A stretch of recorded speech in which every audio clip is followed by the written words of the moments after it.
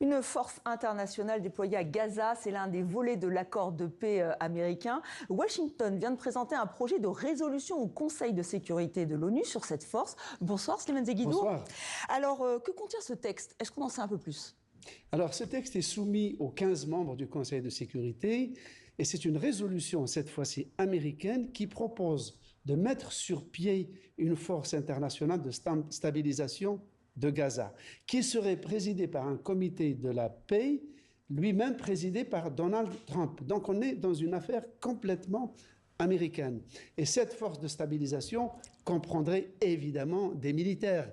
Ces militaires viendraient des partenaires américains, arabes et musulmans, notamment la Turquie, le Qatar, la Jordanie, devraient fournir des troupes ou former des policiers palestiniens. Tout cela reste très très vague. Ce qui est intéressant dans cette histoire, c'est les Américains qui reviennent au Conseil de sécurité de l'ONU. Effectivement, Slimane, on peut se demander pourquoi avoir ce tampon, si j'ose dire, onusien. Ben oui.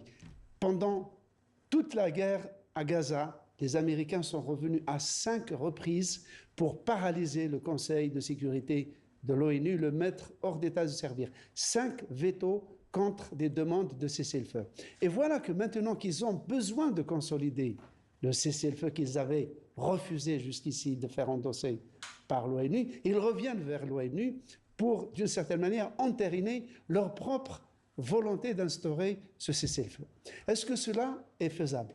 Bon, s'agissant d'un cessez-le-feu, évidemment, les 15 membres du Conseil de sécurité vont y aller, mais il faut qu'il y ait un minimum de 9 qui votent.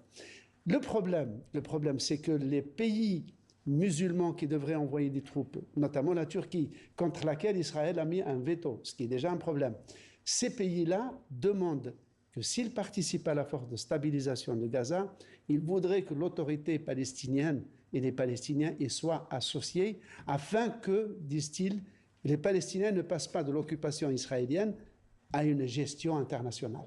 Merci Slimane, et on suivra donc effectivement cette proposition américaine.